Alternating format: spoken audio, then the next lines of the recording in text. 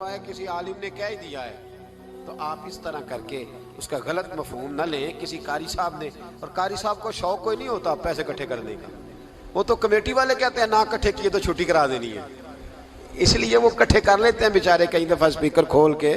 تو اب وہ جو سن رہا ہے اس کا بھی پریشر بڑا ہوا ہے, کہتا ہے ساؤنڈ نہیں دینا پہ بہن. تو بارک اللہ فی اہلک و مالک, اللہ تیرے اہل میں بھی برکت کرے, اللہ تیرے مال میں بھی. یعنی جب بھی تمہیں کوئی ہدیہ دے تو اس کے مال کے لیے بھی دعا کرو اور اس کی اولاد کے لیے بھی دعا کرو. یہ حضور نے ہمیں سکھایا ہے. قرض ایک صحابی پہ بڑا چڑھ گیا تو حضرت عبداللہ ابن مسعود سے کہنے لگے قرضہ بڑا چڑھ گیا. فرمانے لگے تمہیں وہ دعا نہ سکھاؤں جو ہمیں نبی پاک نے سکھائی ہے. فرمایا اگر تمہارے اوپر پہاڑ کے برابر بھی قرضہ ہوگا تو اللہ تمہارے قرضے کا بندوبست فرما دے گا. پر مسئلہ یہ ہے دعائیں یاد کرنی پڑتی ہیں اور پڑھنی پڑتی ہیں. یاد کرنی پڑتی ہیں, اور ہم ہیں تعویذ پہ لگے ہوئے کہ کچھ لکھ کے دے دیں تاکہ باندھ لوں.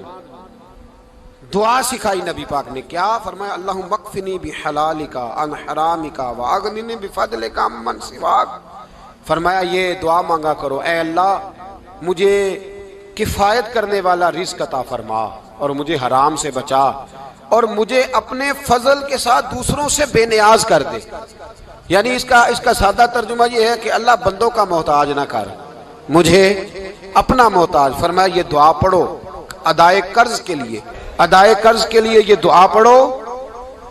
اللہ تبارک و تعالی پہاڑ کے برابر بھی قرضہ ہوگا تو تمہیں اللہ اس سے نجات عطا کر دے گا. نبی پاک صلی اللہ تعالی علیہ وسلم نے ایک حدیث میں غصے کی دعا بھی بتائی ہے. ویسے میرے خیال میں لوگوں کو غصہ نہیں آتا, آج کل غصہ نہیں آتا, لوگوں میں تکبر آ گیا ہے. اپنے سے چھوٹے پہ غصہ آتا ہے, اپنے سے تگڑے پہ کیوں نہیں آتا؟ جس آدمی نے گلی پہ خیرات مانگنے والے پہ غصہ کیا وہ ایس ایچ او صاحب پہ کیوں نہیں کرتا؟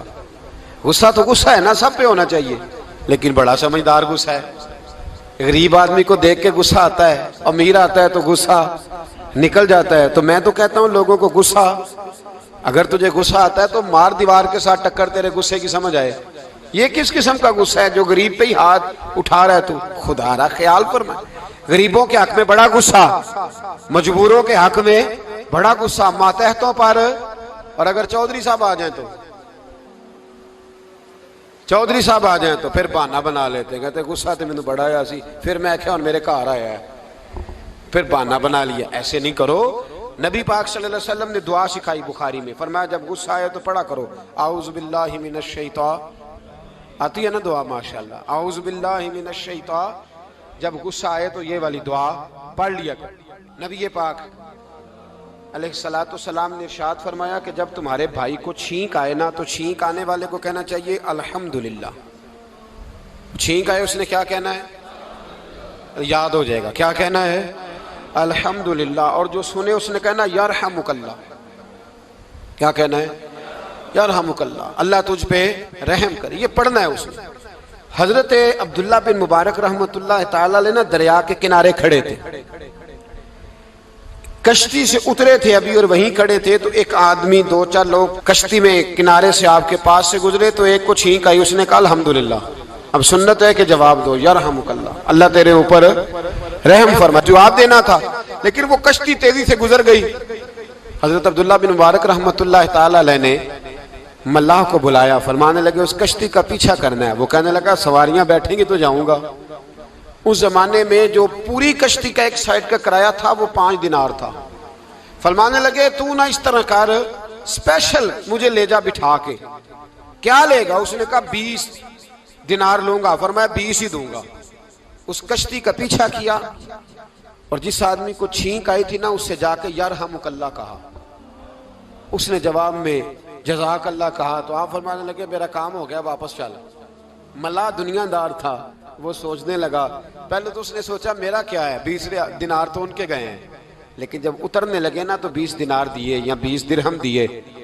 تو وہ کہنے لگا حضرت جی صرف ایک لفظ کہنے کے لیے آپ نے اتنا پیسہ خرچ کر دیا. فرمایا لفظ کہنے کے لیے نہیں, اپنے مصطفیٰ کی سنت ادا کرنے کے لیے, اپنے نبی پاک علیہ السلام کی سنت ادا کرنے کے لیے. یرحمک اللہ, اللہ تیرے اوپر رحمت کرے. کس طرح کا خوبصورت انداز سکھایا ہے. دیکھیے ایک حدیث ترمذی شریف میں نبی پاک صلی اللہ علیہ وسلم نے فرمایا کسی بیمار کو دیکھ کے یا کسی مصیبت میں مبتلا آدمی کو دیکھ کے تم یہ دعا پڑھ لو، تمہیں کبھی وہ مصیبت نہیں آئے گی۔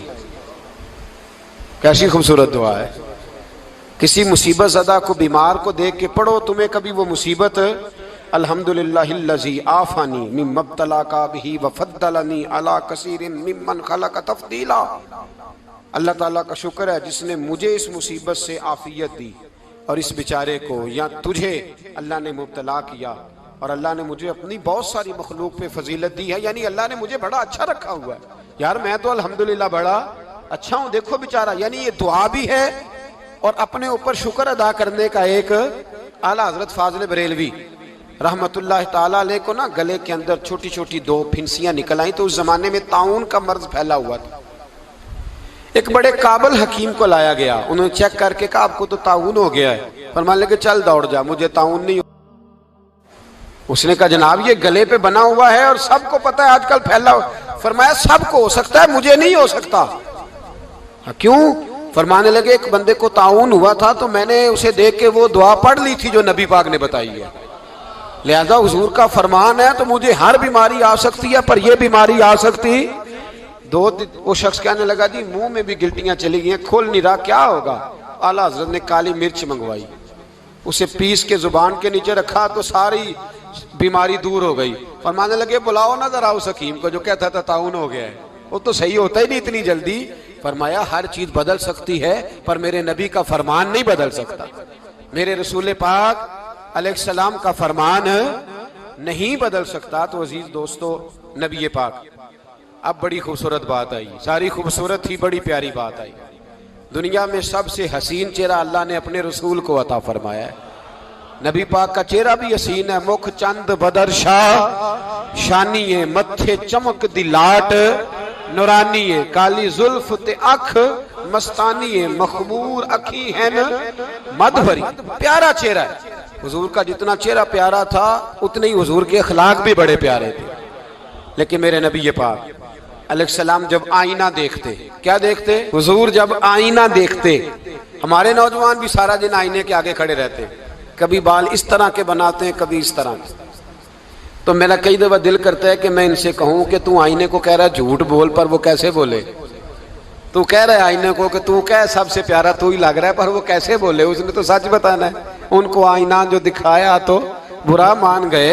تو میرے عزیز یاد رکھیے گا، نبی پاک صلی اللہ علیہ وسلم بھی آئینہ دیکھتے۔ آئینہ دیکھنا حضور کی سنت ہے، کوئی سنت سمجھ کے آئینہ دیکھے گا تو ایک دفعہ دیکھنے پر 100 شہیدوں کا ثواب ملے گا۔ لیکن نبی پاک صلی اللہ علیہ وسلم آئینہ دیکھتے کیا کہتے؟ اللہم انت حسنت خلقی فحسن خلوقی۔ یا اللہ، یہ دیکھیں حضور نے ہمیں سکھایا ہے، یا اللہ جس طرح تو نے میری صورت اچھی بنائی ہے میری سیرت بھی اچھی بنا دے۔ یہ ہمیں سکھانے کے لیے دعا، یا اللہ جس طرح صورت اچھی بنائی ہے، جس طرح تو کہتا ہے نا اس دفعہ اس وقت دیکھ لو کپڑوں پہ کوئی داغ نہیں، تو دعا کیا کر باطن کے بھی اللہ داغ دور فرما دے، یہ والا سارا معاملہ بھی ٹھیک ہو جائے۔ آخر کی طرف آتا ہوں، فرمایا جب کھانا کھانے لگو تو دعا مانگو، اور ایک روایت میں فرمایا یہ دعا پڑھ لو، کھانے میں زہر بھی ہوگا تو تم پہ اثر نہیں کرے گا۔ کھانے پہ ایسے میں بڑی تکلیف سے کہتا ہوں کہ آج بھی ہمیں کہنا پڑتا ہے کہ بہت سارے لوگ ایسے ہیں جو ابھی بھی کھانے سے پہلے بسم اللہ نہیں پڑھتے۔ یار بڑے افسوس کی بات نہیں، بڑے افسوس کی۔ حضور نے دعا سکھائی، میں یہ دعا پڑھو گے تو زہر بھی ہوگا تو اثر نہیں کرے گا۔ بسم اللہ الذی لا یضر مع اسمہ شیء فی الارض ولا فی السماء یا حی یا قیوم، جس کی برکت سے زمین و آسمان میں کوئی چیز بھی نقصان نہیں دیتی، اور اے اللہ اے ہمیشہ زندہ رہنے والے اور قائم رہنے والے۔ یہ نبی پاک علیہ السلام۔ اور ایک حدیث میں اور بھی دعا آئی ہے، بسم اللہ شریف تو خیر بخاری میں موجود ہے، مسلم میں موجود ہے، بسم اللہ وعلی برکت اللہ بھی ایک حدیث میں نبی پاک صلی اللہ علیہ وسلم نے ارشاد فرمایا۔ اور جب کھانا کھا چکے پھر کہا دعا مانگو، الحمدللہ الذی اطعمنا وسقانا وجعلنا من المسلمین۔ اللہ تعالیٰ کا شکر ہے جس نے ہمیں کھلایا بھی، پلایا بھی اور مسلمان بھی بنایا۔ حضرت مرزا مظہر جانا فرماتے ہیں کہ بارش ہوئی تھی تازی تازی، دلی میں تازی تازی بارش ہوئی تھی، ایک بابا لکڑی کے جوتے پہنے کھڑا ہوں، اللہ اللہ اللہ اسی کسے دے کچھ بھی نہیں لگ دے نہ کوئی ساڈا دردی، बाबा मस्त होके जा रहा, अल्लाह अल्लाह करता जा रहा। एक तवाइफ अपने कोठे से उतर के तो सीढ़ियों पे बैठी थी, साथ उसका यार भी बैठा था। बाबा अपनी मस्ती में जा रहा है तो बाबा जी के पैरों से कुछ मिट्टी उड़ी तो उस औरत के कपड़ों पे पड़ गई। परवाह ही नहीं, बुजुर्ग गुजर रहे। वो यार उसका दौड़ा हुआ आया, उसने आकर थप्पड़ मारा। का ख्याल नहीं सारे उसके कपड़े आलूदा कर दिए, तू किधर, तेरा दिमाग नहीं ठीक। बाबे ने नजर उठाई, का बेटे मैंने देखा नहीं, चल अल्लाह तेरा भला करे, तूने बदला ले लिया। बाबा जी चुप करके, वइज़ा ख़ातबहुमुल जाहिलून क़ालू सलामा, चुप करके गुजर गए। ठंड का मौसम था, बारिश ताजा हुई थी, हलवाई दूध काढ़ रहा था, उसने बिठाया बाबा जी को फट्टे पे, प्याला पकड़ा, दौड़ के आगे बढ़ा। बुजुर्ग आ गए, आइए बैठिए। दूध का गरम गरम प्याला शक्कर डाल के दिया। बाबा जी ने दूध पिया, फिर नजर झुकी, फिर रंग बदला। कहने लगे मालिक तू कितना बेनियाज है, कहीं थप्पड़ मरवाता है, कहीं दूध पिलाता है। तेरी बेनियाजी है ना, उधर थप्पड़ मरवाया, यहाँ दूध पिलाया, तू ही जानता है तेरे रंग क्या है। अभी बाबा वहीं बैठा था, दौड़े आए पीछे से लोग, शोर हुआ। बाबे को दबोच के वहां ले गए जहां उस नौजवान ने थप्पड़ मारा था। कहा तू अल्लाह का बंदा है, अल्लाह के बंदे बद्दुआ तो नहीं देते। हुआ क्या? कहा तूने बद्दुआ दी है? कहा नहीं दी, बात बताओ। कहने लगे उसने तुझे थप्पड़ मारा है, छत पे चढ़ा है, पैर फिसला है, गर्दन के बल गिरा, मनका टूट गया, मर गया है, तूने बद्दुआ दी है। बाबा जी कहने लगे यार मैंने तो दूसरा लफ्ज भी नहीं कहा, भला हो कह के गुजरा हूं, मैंने नहीं बद्दुआ दी। कहा तूने दी है तभी तो मर गया। कहा नहीं दी। कहा बाबा तू बुजुर्ग आदमी है, सच बोल। तो बाबा जी कहने लगे सच सुनो। फिर मैं आ रहा था, मेरे पैरों से मिट्टी उड़ी, इसके यार के कपड़ों पे पड़ी, इसे बुरा लगा, इसने मुझे मारा। जब इसने मुझे मारा तो मैं कोई लवारस तो नहीं था, जब इसने मुझे मारा तो मैं कोई लवारस तो नहीं था। मुझे दुश्मनों न छेड़ो, मेरा है कोई जहां में, मैं अभी पुकार लूंगा, नहीं दूर है मदीना। इसने मुझे मारा तो मैं कोई लवारस था कि मेरा बदला कोई ना लेता। इसने मुझे मारा है तो मेरे यार को बुरा लगा तो उसने इसे मार दिया है, मेरी तो गलती कोई नहीं, यारों यारों का झगड़ा है, ये तो दोस्तों का झगड़ा है, ये तो यारों का झगड़ा है, कोई गलती नहीं मेरी, कोई गलती नहीं। खश खश जिन्ना कदर नहीं मेरा, ये मेरे साहब नू वडियाइयां, मैं ते गलियां दा रूड़ा कूड़ा, मैं गलियां दा रूड़ा कूड़ा, मैनू महल चढ़ाया है साइया, मैनू महल चढ़ाया है साइया। फरमाया इसने मुझे लवारस समझा था कि थप्पड़ मार के गुजर जाए, मेरा को पूछेगा ही नहीं। मेरे रसूल पाक अलैहिस्सलाम के बारे में रब फरमाता है अभी मैं तो तेरे होते हुए काफिर को सजा नहीं देता कि तू मौजूद है। याद रखें हजरत फुज़ैल बिन अय्याज़ फरमाते हैं एक जवान था, मस्जिद में आया, लोगों से कहने लगा रोटी खिलाओ, किसी ने तवज्जो ना की। उसने कहा मैं रब रब बताने वाला हूं, मेरी तरफ देखो तो सही। किसी शख्स ने ख्याल ही ना किया। फिर उसने कहा यार थोड़ा सोचो, नमाजियों से कहा, अहले इलाका से कहा, उन्होंने तेरी तरह के बड़े दरवेश देखे। मस्जिद के मेहराब में वो रब करीम का बंदा इंतकाल कर गया। जब फौत हो गया ना, लोगों का मिजाज है, बीमार को दवाई नहीं देते, जनाजे पे वक्त पे पहुंच जाते। जब कोई गिर रहा होता है तो सहारा कोई नहीं देता, जब कोई गिर जाता है, टांग टूट जाती है तो तीमारदारी को जमाना पहुंच जाता है। और बुजुर्ग वो नौजवान अल्लाह का नेक बंदा मस्जिद के मेहराब में फौत हो गया। हजरत फज़ैल इब्न अय्याज़ कहते हैं इमाम साहब ने ऐलान किया चंदा दो, कोई लवारस फौत हो गया, कफन देना। चंदा इकट्ठा हुआ, कफन खरीदा, जनाजा पड़ा, इशा के बाद दफन करके आए। फजर की नमाज के लिए जब इमाम और मुअज्जिन मस्जिद में आए तो चीखे मारने लगे, तड़पने लगे, दूर दूर तक आवाजें फैल गई, दुनिया दौड़ी आई। क्या हुआ? कहने लगे वो जो तुमने कफन पहनाया था वो यहां पड़ा हुआ है, और देखो कफन पे तहरीर लिखी है। तहरीर क्या है?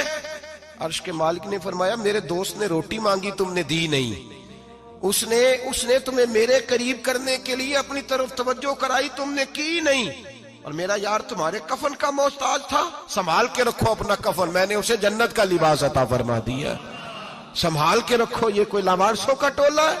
याद रखें जो वारिस वाले हैं, वारिस वाले उनका रंग और है, जो मानने वाले हैं उनका मिजाज और है। अपनी जिंदगी लावारिसों की तरह